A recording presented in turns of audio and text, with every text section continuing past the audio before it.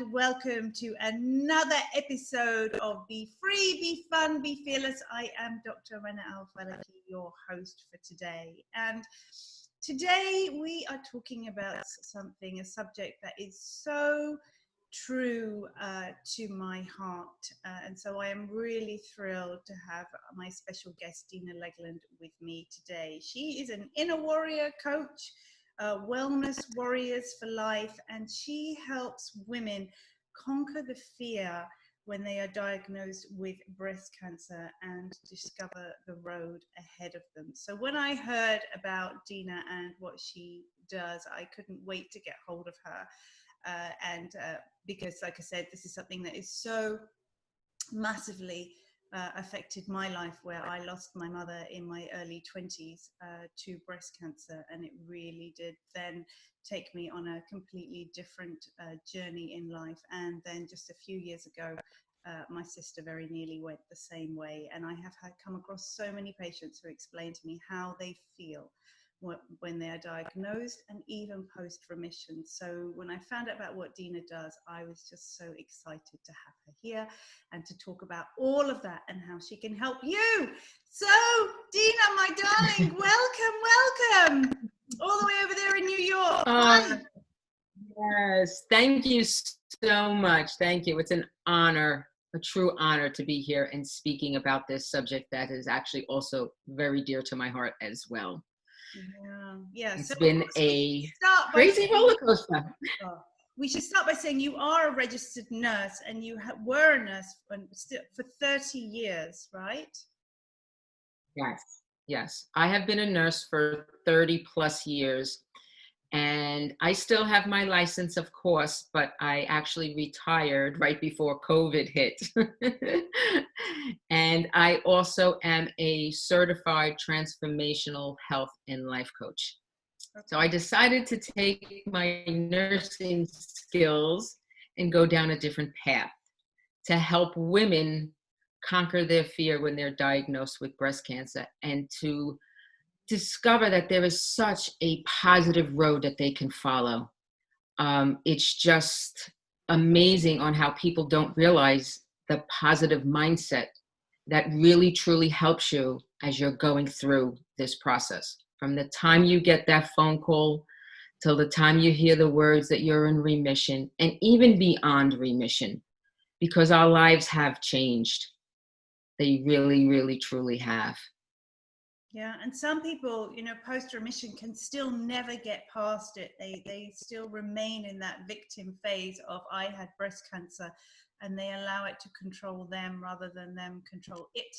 And the other thing I've noticed, a lot of people who I've known, friends, patients who have had breast cancer, also just say it's almost like they have a post-traumatic stress by the time they finish the treatment, because just the whole stress, trauma, worry of being diagnosed and then immediately rushed into treatment, decisions that they have to make in record time, no time to process, treatments that are incredibly aggressive to their whole bodies, that they come out of it feeling so traumatized. And some of them want to give up, and others won't allow it to conquer them. So it really is such a complex subject, which I really want us to get into and then explain how you help them. But of course, you have your own wonderful story.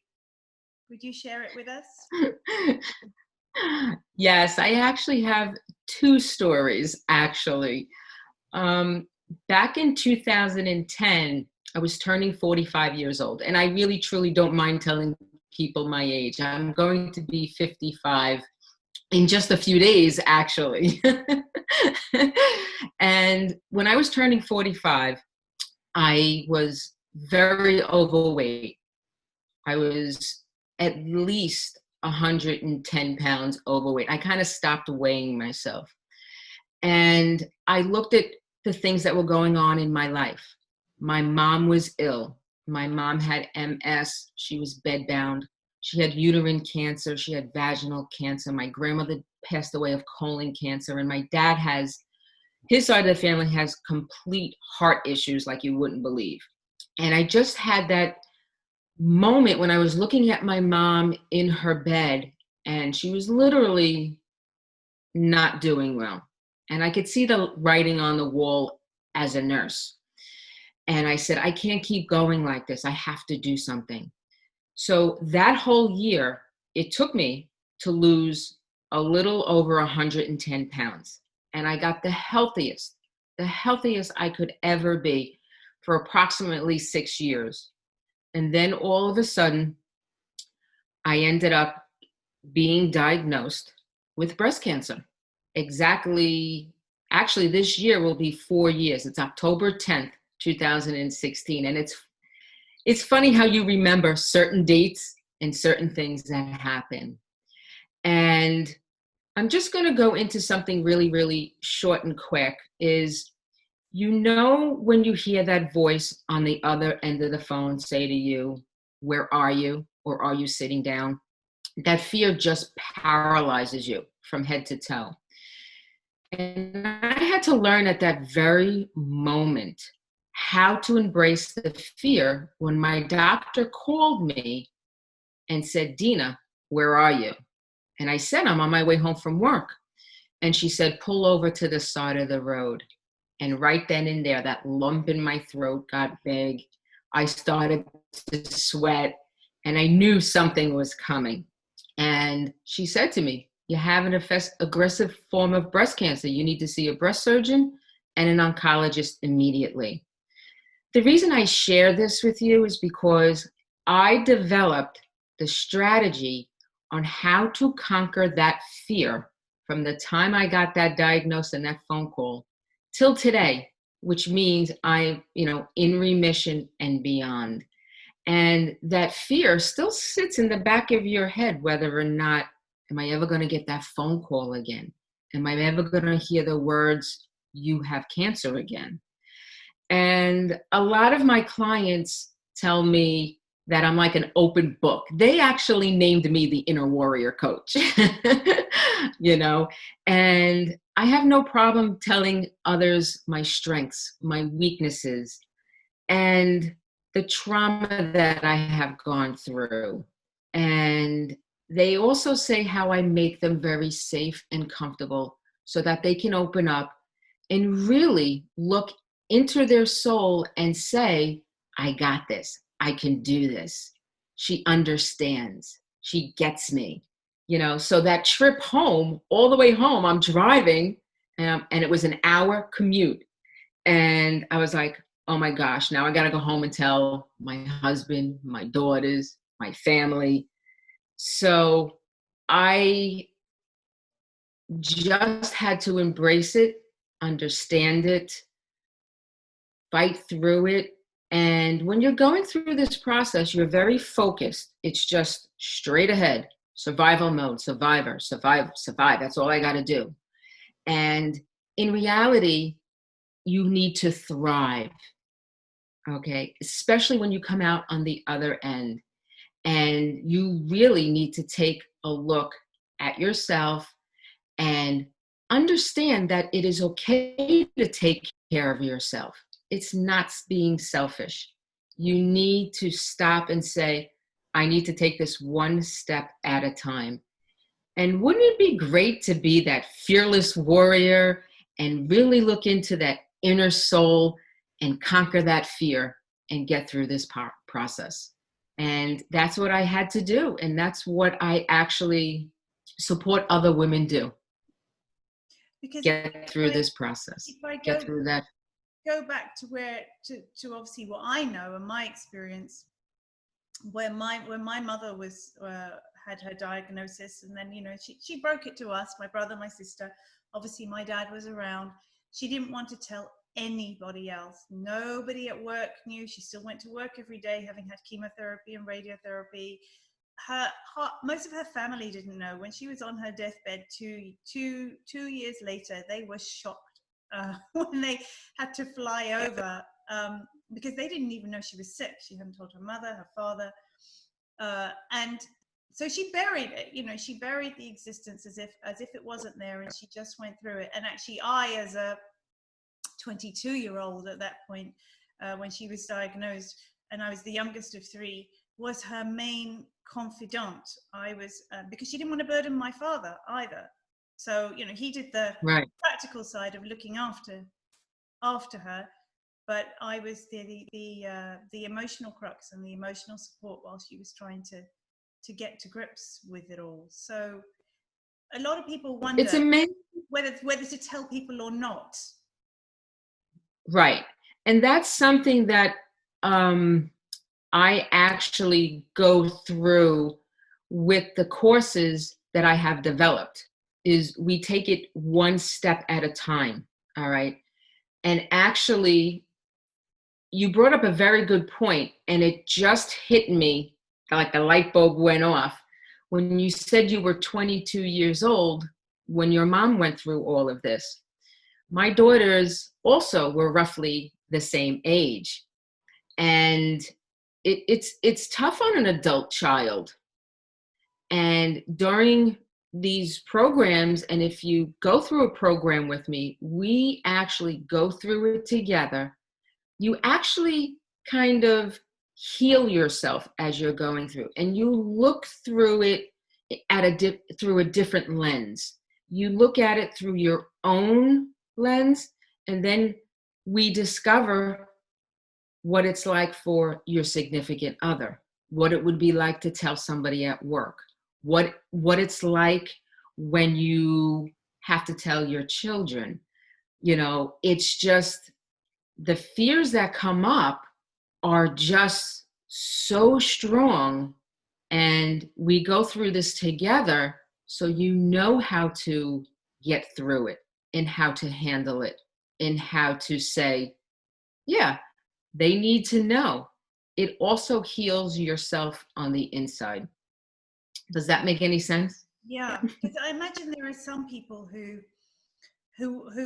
there are some people where they do become the victim, and it takes complete control of them, and it becomes, or because you made a point saying, you know, you're not being selfish, but there is a balance to be had between it's all about you, everybody come and pay me attention and look after me, and then you've got the, you know, and you've got the other extreme of probably like my mother, of burying it. And you know, because as women we have this role of being there for everybody else. You know, we're the ones who are there for our kids and holding, you know, keeping a household together and keeping a job together, you know, typically doing all of those different things.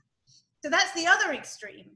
So how can you help people find the balance, because everybody's circumstances and personality and family are different? Yes, without a doubt. It's a great question. Thank you for asking it. It all depends on the person. We're all very different. So we have to uncover and discover what those true feelings are all about. And through either one-on-one coaching or in a group coaching session, the atmosphere is a safe environment. And you have to really figure out that it's okay to speak up. It's okay to ask for help. You know, it's something that we go over, and by certain questions and answers, you discover what you really feel. And it's okay to feel that way. And once you say it or write it down and you look at it or you hear it again, you realize that I'm okay. It is about me. Although I am the strongest one, I am the one that's supposed to take care of everybody else. But I actually did this not too long ago with myself. And it's great that I have gone through it so I can support women. And people are like, you're reliving it. How can you do that? And I'm like, I'm healing one part of me at a time by speaking about it. You know, when we keep it all inside, it also disturbs our digestive system, our hormones, our immune system. our mental clarity, because we just feel like we need to keep it here and not say anything like your mom did. All right. That stress alone, doing that and hiding it, really can affect the whole body, the whole system, which, if you notice, did she end up doing anything like that? You know, I know some of my clients, I know for myself, you know, sometimes my stomach would bother me because I'm worried about telling my boss. I'm worried about somebody saying, you know, looking at me because I have no hair, you know. So there's just so many avenues that we go down. It's every aspect of your life that we go over that makes it a positive road. And I explain and teach and support how to make it a positive road. Okay. So tell me a little bit more about the kind of the typical fears that someone may be feeling once they have a diagnosis. What else are they fearful about? We've talked about needing to tell other people and that perception. What else typically?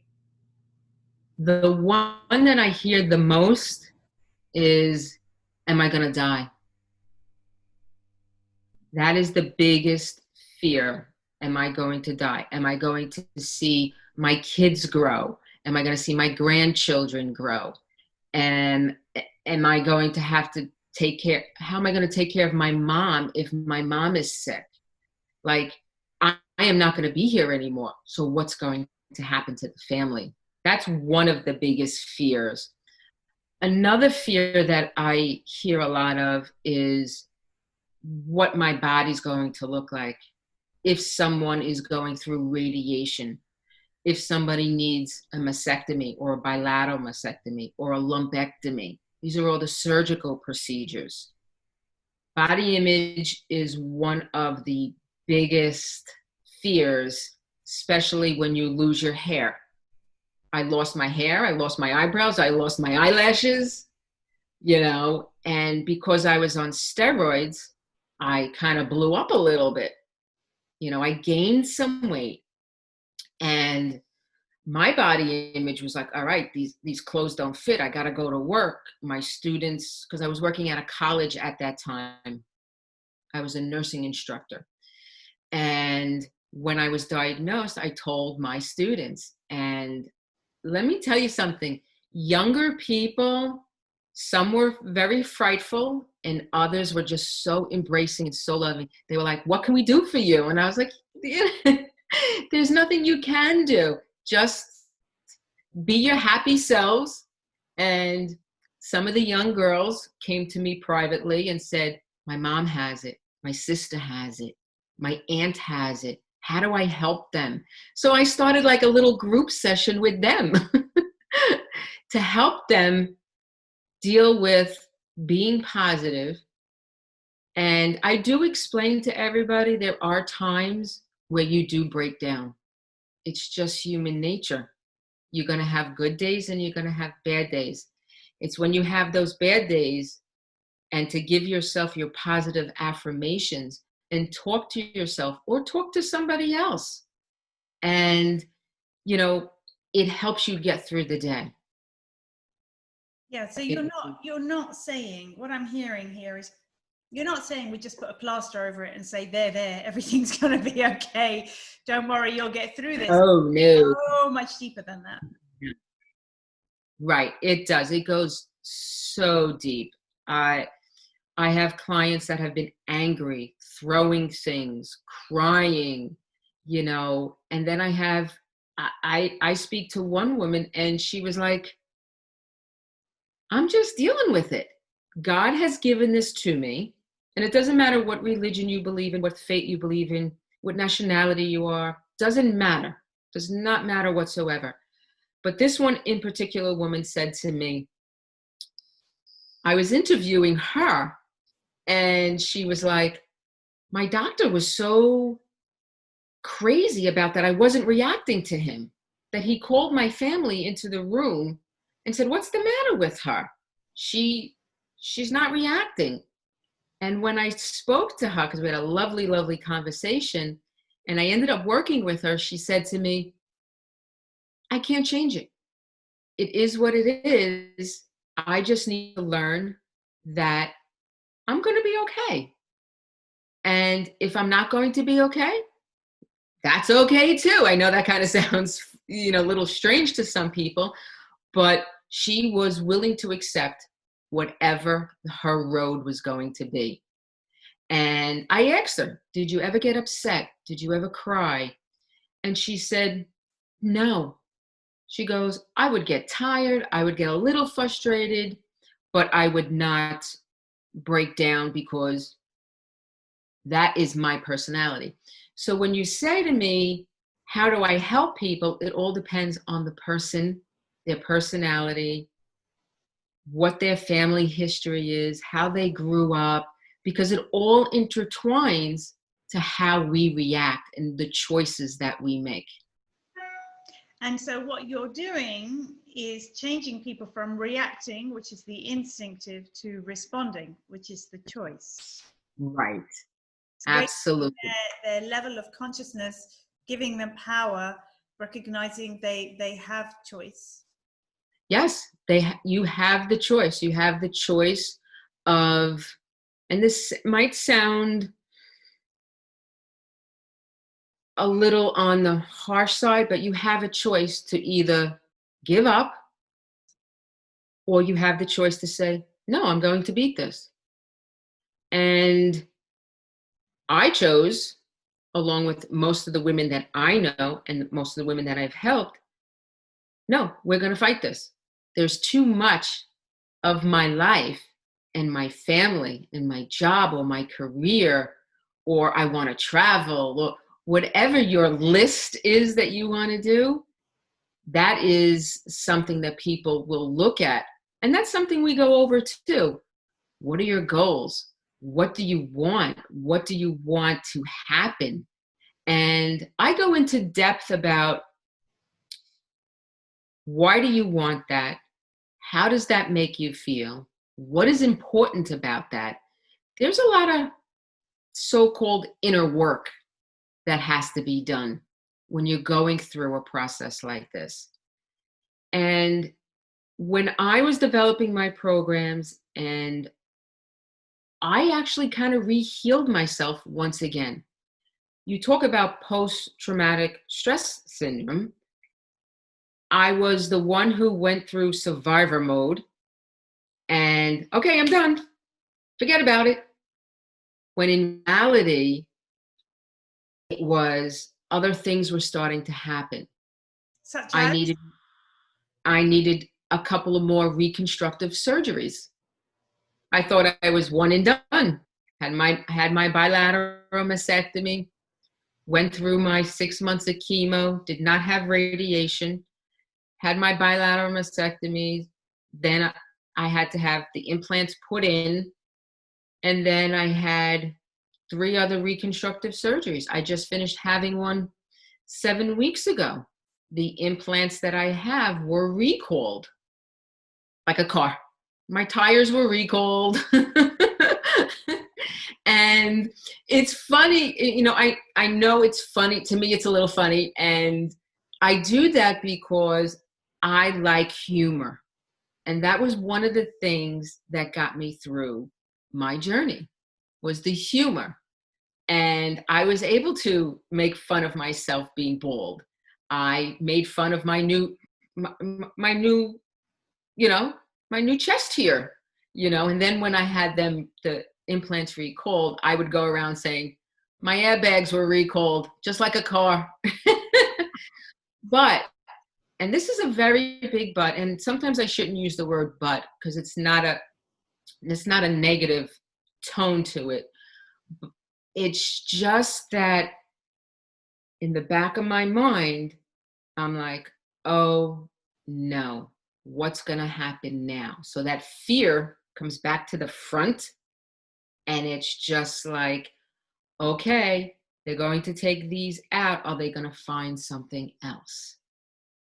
And the reason I say that is because the scar tissue that forms anytime you have surgery, they have to biopsy that to make sure that there is no cancer. Because unfortunately, these implants caused a different type of cancer. So I had to, and I did a couple of things that I had to stop, take a breath, and realize that, oh, don't go down that negative path again. Lean more towards the positive path, that everything is going to be okay. And thank goodness it was. The biopsies came back negative, but that fear in those moments were right there again. And it was happening all over. And I had to admit to myself, you're doing it and it's okay. Let the feelings happen. And that is something we go through when I help clients. It's okay to feel the way you're feeling. And you can't say it's normal. You can't say don't do that. You say think about it this way. No, that individual has to be okay with that feeling. And once they accept that feeling, then we move on. So Dina, just to play devil's advocate, because I imagine there'd be a lot of people listening saying, oh, it's all right for you to say because that's your personality, you can use humor and so on. But there are a couple of things that are scenarios that are springing to mind for me. One is, Sure. Is obviously, you know, they've got past the cancer, but people are still looking at them like they feel sorry for them. Or their body is just never the same. You know, their hairs come back, but of course after chemotherapy it comes back thicker, curlier, it eventually gets back to normal. Or they might never be able to lose the weight, or they're permanently fatigued. And they may have family members and friends who think, oh, that was 2 years ago, get past it already. Because they don't, because of course when something immediately happens, we're in crisis mode. How can we help? How can we support you? And they forget that a few years later, life returns to normal, but you may still be going through it. Absolutely. And I'm glad you brought that up, because that is the point that I make once we hear the words remission and you continue, you know, doing everything you normally do, whether it's working, whether it's taking care of the kids or taking care of a family member.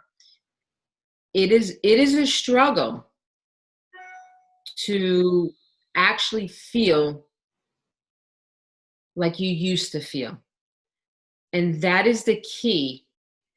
And I go back to saying, because I had to learn to do this along with a lot of my clients, you have to learn how to say, you know, I still do need help. I still need someone to do something for me. It's okay to ask. And we have to realize that our life has changed and we need to figure out what we want. All right. And I go through a process with the clients saying, once again, why is that important that you need someone to get something for you, or someone in your life that's not kind of checking in on you anymore? It's amazing on how when you're going through it, everybody is there. What can I do? What can I do? Can you do that? Can I do? And then, like you said, once they know that you're okay, it's like, nobody's talking to me. Nobody's coming to visit me. Oh, she's got it. She could still do that. She's fine now. And those feelings stir up again. And we have to realize that we need to ask. We need to ask for what we want. And there's nothing wrong with that.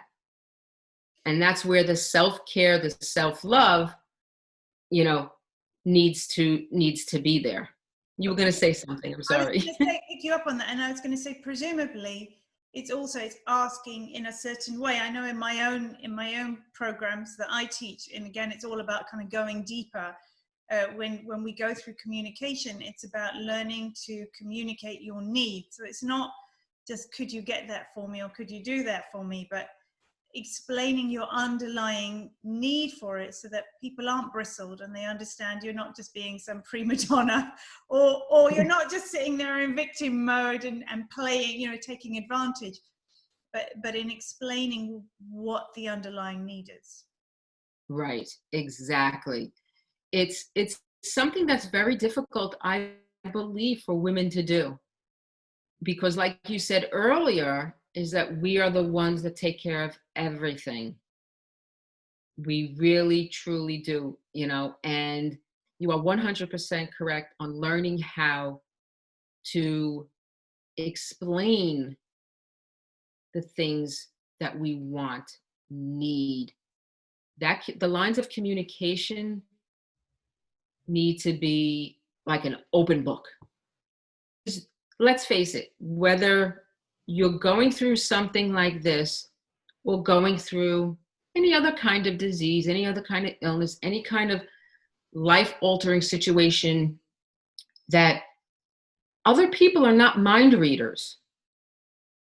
And you're thinking it up here, but it's not coming out in a way that others understand. So you're right. When you dig a little deeper and you explain and you encourage people to communicate, there's a way of letting others know what your needs are, true, what they truly are. But to do that involves admitting and exposing some vulnerability. Absolutely. I actually think that at times this process of going through something like this does make you vulnerable. It makes you humble, and it's something that a lot of people don't quite understand. And they do, like you said, they become the victim. And it's something that is hard to make others feel comfortable. It really truly is. And when you go through this, it's finding that kind of sweet spot, so to speak, of, okay, I know what I want, I know how I'm feeling, how do I relay that to others without a doubt? And what if you still don't feel heard? If you still don't feel heard, that's a very good question. Then I think we need to revisit on what is being said, what is being conveyed, what is it that you need to find that's going to make you happier, feel good about yourself. There are times, though, where people have went one way and the other person went the other way. Mm-hmm. And like you said before, this isn't all fluffy, fun, light.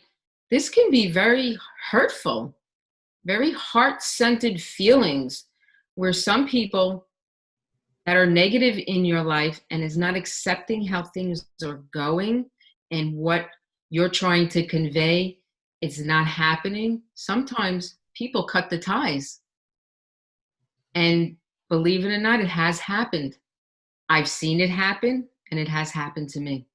And I would have thought not just with friends, but perhaps with partners, perhaps with family members, because from what I'm hearing you say, you know, this is an event in your life, just like any other event from which we can grow and from which we can learn, you know, from which we have a chance to it forces us to slow down and notice what's important to us and awaken, really.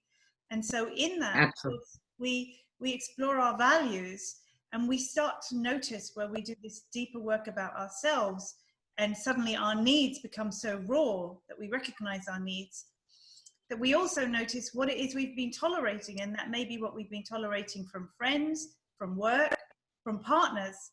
And we may be in a position where, as we get stronger, we realize that we don't want to tolerate it. So I don't think it's only just other people who let go, but we may choose to let go of that person because we realize actually they're not for us after all. Absolutely. And that is very frightful if you really stop and think about it.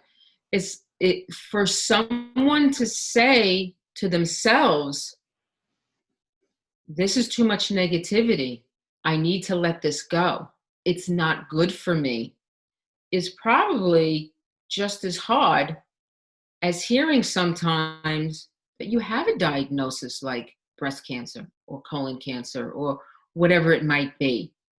Because, like you said, you're very raw, you're vulnerable, you need to let that go so that you can heal in the way that you need to. And it's a tough decision, without a doubt. It's a very big, hard decision to make. And like I said, it can affect every being of you, physically, emotionally, mentally, spiritually. It all ties in together. Yeah. But it's another potential complication. Well, because Right. most people think, oh, that's fine, you've got your friends and family to support you, you'll be okay. And it's really not always the case. No, it's not, especially if there is that one person. I'm just going to say that one person. It could be your significant other. It could be a sibling. It could be a parent, or it could even be an adult child. And you're not getting that love and support that you thought you were going to get. And then you start looking within and saying, what's wrong with me? Why are they doing this? Why are they doing this to me?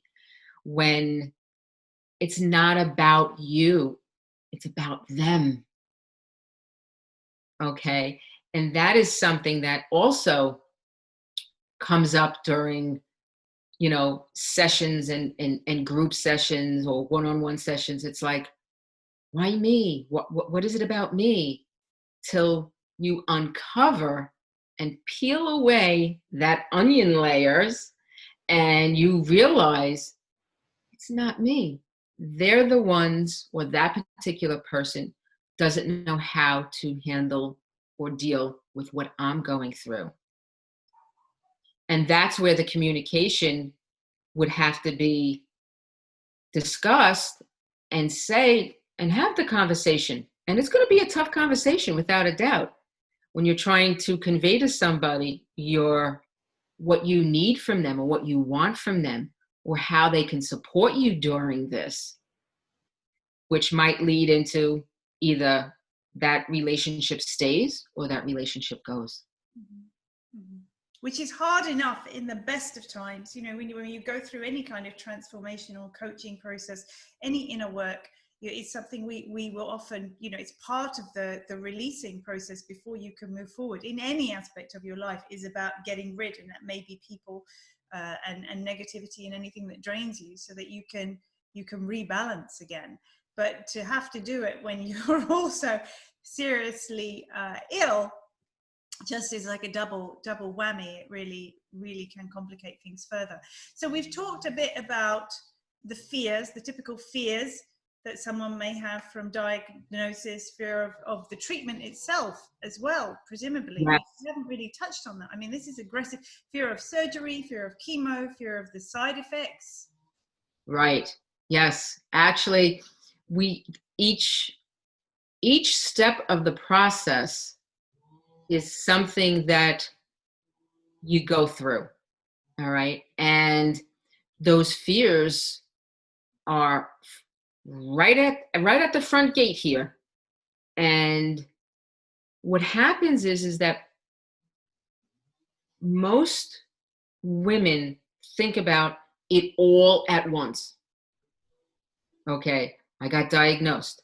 I got to tell the family. I got to tell work. I have to go through treatment. I got to find the right doctors. I got to find the right surgeons. What's going to happen with that first treatment? What am I going to feel like? What are the side effects? And then possibly surgery. Then what am I going to look like? And they're just going a mile a minute when you need, like I said, to take that step back and go one step at a time. And you were asking the question about a little bit beyond chemo. Is that where we were going with this? Yeah, afterwards we were fearful of the treatment, so it was the fears. And then of course, what about the 3 months check, the 6 months check, the 1 year check?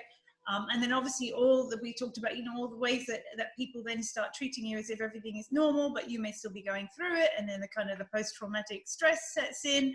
So what I'm hearing you say is, initially there can be this massive sense of overwhelm as well as fear, and so much to do, which distracts you from dealing with it emotionally at that point. Really, yeah. We're in the doing phase. And then it all starts to hit you either during the long treatment phase or just after. But of course, you help people at every single one of these phases, either on a one-to-one or through a group. And I know, having spoken to you, this is not just a support group. No. We're all in this together, we'll help you. So tell me more about that. Tell you, if I'm hearing you correctly, you're asking to tell you more about the deeper coaching sessions that we go through. Yes. Yeah. And therefore how the programs can truly benefit you. Right. These programs, how I have constructed these programs is that weekly there's some content to go over. All right. And people get it in the beginning of the week. And this content, whether it's about the fear of the phone call and telling people, or it's the week of the fear of surgery, all right, because we go through the entire process, or the fear of, okay, I'm in remission now what happens? Okay. So the content is related to those fears. And then there are thought-provoking questions that you get to answer in the privacy of your own space. And the reason I developed these questions is because it really makes you stop and think about the process and taking it one step at a time. And it makes you stop and think and dig, kind of like you said, the inner work on, why am I feeling like this? Why is this important to me that I'm feeling like this? If I feel this way, can I feel this way? And who would benefit from it? So these questions really are for the individual themselves. They can share it one-on-one with me, or they can share it in the group, or they don't have to. It's for them to start journaling, because that's kind of what it is. It's like journaling. And some people are like, oh, no, I don't want to journal. But it really gets you to look within and start healing from within. Because when you bring these answers on paper, or you say them out loud, you stop and think and say, oh, wow, I didn't think about it that way. Now I can think about it this way. And it really does help the individual, or that person going through this process, really get a handle on their true inner self. And I found that, women do like it. They're like, oh my gosh, wow. I know I cried. I know I wrote. I know I was angry. I know I was happy, but I feel at peace after that, and okay, what's the next step? All right, how can I handle this step differently than I did this one? And it just stirs up a lot of emotions, which to me, once they're out, you heal. Yeah. So the visual I get is somebody going up some very steep stairs. There aren't that many stairs, but so they're big, and you step on. Yep. And then once you do the releasing and the work that's needed, then you're ready to go up again, till you get to the top. Right. That's a great analogy. I like that one. It is true, though. Yes, that is such a great. I usually say climb the mountain, but yeah, the steps are pretty good. Mm-hmm. Well, because with you, it sounds like it's stages and phases. Yes. That's why I use steps as opposed to the mountain. That was what was coming to me. Right. Yeah. Absolutely. It's something I settle taking one step at a time. Absolutely. Or one foot in front. What about the clinical decisions that need to be made?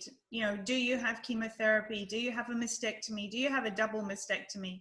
I mean, I fortunately wasn't diagnosed with breast cancer, but I know the minute my sister was, and I have 3 children, I was doing so much research about, well, if I do have this gene after all, then okay, here we go, double mastectomy, and I'm waiting all those months for the genetic test results, which fortunately was negative.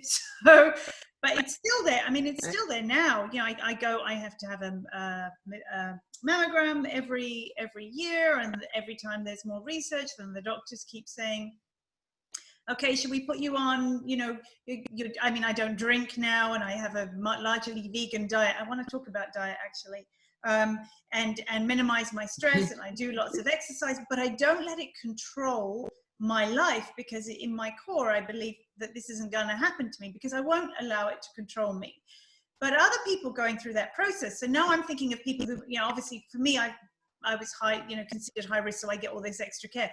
But for other people who are in remission, who may still have that high risk, they're still having to potentially, if they want to prevent it coming back, obviously we've talked about the stress and the release, but there are still aspects of, like we said, diet, drinking, avoiding alcohol, exercising, right, communication, resting, acknowledging that this is their life, but not allowing it to take over in remission, i.e., okay, I'm 5 years on, it happened, I'm not going to forget it because it's made me who I am, but I do need to get on with my life, rather than looking at the menu of a restaurant and thinking, I would really love to have a drink, but I mustn't have a drink, or I would really like a steak, actually I mustn't because it might give me cancer.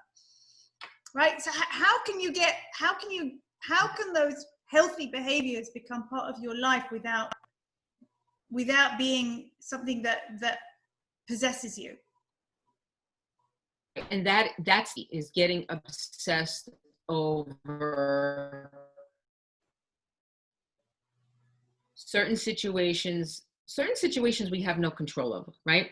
So it's the part of learning and understanding your feelings that, yes, I go into, that's even actually another program. It's like the Remission and Beyond program, actually.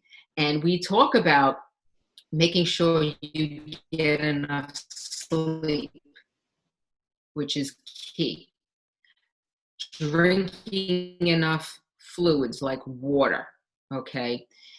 A healthy eating plan, okay? The movement, whatever type of exercise you do, okay? Whatever spirituality, taking time for self-love and self-care. That is the dimensions of your life that we touch on and we go over, because it is so important, so that you do not get that phone call back and say, guess what? You have cancer again. You know, can it happen? Without a doubt, it can happen. All right. I don't sugarcoat it. It can happen. You can do everything right. I'm prime example of doing everything right. And look what happened 6 years later, you know? And that is the thing that most women fear. They fear of getting that phone call. I have people texting me, calling me, emailing me, going for my mammogram. I'm going back to the doctor for a checkup, the oncologist, and it's like that fear comes all back again. And if you just stop, what if you just stopped and said, I'm doing everything I'm supposed to be doing, and I have to go for my checkup. I'm just gonna listen and see what happens. It's a lot easier to say these things than to do them. Yeah. But as you know. So it's about approaching everything, like you right back to the beginning where it comes full circle, but we said it, approaching everything with positivity. What's another way to look at it? Yes, I'm going for a mammogram, but rather than thinking, oh my God, they're going to find something, oh God, uh-oh. It's approaching, I'm going to a mammogram because it will benefit my peace of mind. It will benefit my family's peace of mind. It will just be added confirmation that I am okay. Exactly. And resonating with that vocabulary, telling yourself that story with ending that I am okay to help overcome the fear. Without a doubt. It's every time, like you said, you go in, you reframe it, and you say, wow, I get to go for a mammogram because, like you said, I'm going to be okay. I'm going to get a positive report. When I get the positive report, then I can relay it to my significant other, to my children, to, it's like, okay, I'm in a good spot right now, and that was very well said. And that is the words, the encouragement that I relay to women who are going through this. Yeah. It's very hard to understand how to reframe things. Some people don't truly understand how to do that, and that's something that I work with my clients with. When people say to me, for example, you working out, like you're always working out, it's more, to me, the words that I use is I get to work out. I can work out. When I work out, my mind is clear. I can face the day better. I have strength, and it's, you have to learn how to balance everything, like you said earlier. It's that balance of physically, mentally, emotion, especially your emotions, without a doubt. So when you mentioned emotions, I know in my book, I have a chapter on health and exercise and diet and this mindset and healing yourself in there. And I have an exercise that I call peeling the onion. You talked about peeling the onions before, right? And it's about finding your emotion, which I call your energetic motion for change. In other words, what is going to keep you deeply motivated to take on a health positive behavior, and therefore in a very positive way, not coming from a place of fear, so that it is not a fear-based belief or behavior. It's a conscious-based one that is through choice. And I know for me, things like the diet or the exercise, I mean, I do actually happen to have fun with my exercise anyway, but when I peeled off the layers in this exercise and went out of my head and into my heart, keep on peeling, and I obviously talk about how to do this exercise, But I got to the point of, okay, I don't want my children to go through what I went through. And so that heart-centered place, which is not through fear, but it's a heart-centered motivation that keeps me engaging in positivity. Right. That is so true. I honestly believe that when we look at things, like you said, from the heart, it does give you the motivation, the energy, the positivity to look at things differently. And it's our limiting beliefs. It's something that we have lived with since childhood. And those limiting beliefs are the things that we need to look at and discover why we believe that. And once we realize why we believe it, then what do we want to believe instead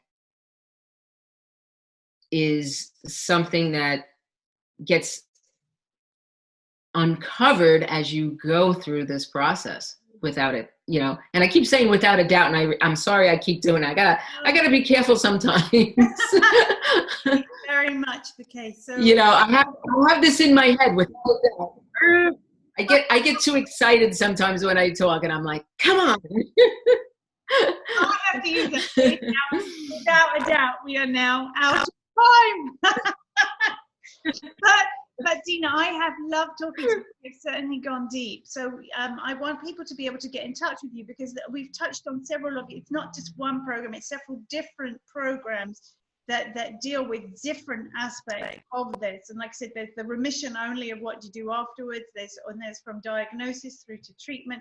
There are group programs, there's one-to-ones. There's so many different ways that you can help people. And I hope by talking today, we've made people realize that actually there can be so much positive out of adversity, and you have such tailored both medical and coaching knowledge and life experience to be able to truly engage and help any woman going through this. So which is just fantastic. So people can reach you, my love, through Dina at wellnesswarriorsforlife.com, right? So the best thing you said is to email you? Yes. And yes. that is the name of your website, Wellness Warriors for Life? Yes, my website is Wellness Warriors for Life. Yes, it is. Okay, wellnesswarriorsforlife.com, and email Dina at wellnesswarriorsforlife.com. And you would normally then spend some time speaking with that person? Yes. And how to Right. I do a complimentary session. I call it a complimentary discovery session. And it's something that they can schedule with me, and by emailing me, and then I'll send them the link, and we can go from there.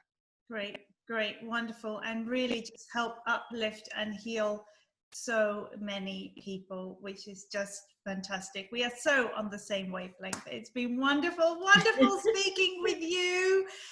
Thank you so much for everything. Real pleasure, Dina. Thank you. It was my honor. Thank you for having me. Thank you. So that is another episode, my friends. Please do feel free to share this with anybody who you feel may benefit. And hopefully you found it as heartwarming and uplifting as I did. And please do hit the subscribe button so that you can be notified of our next episode of Be Free, Be Fun, and Be Fearless. I am Dr. Rana Al-Falaki. Bye-bye for now.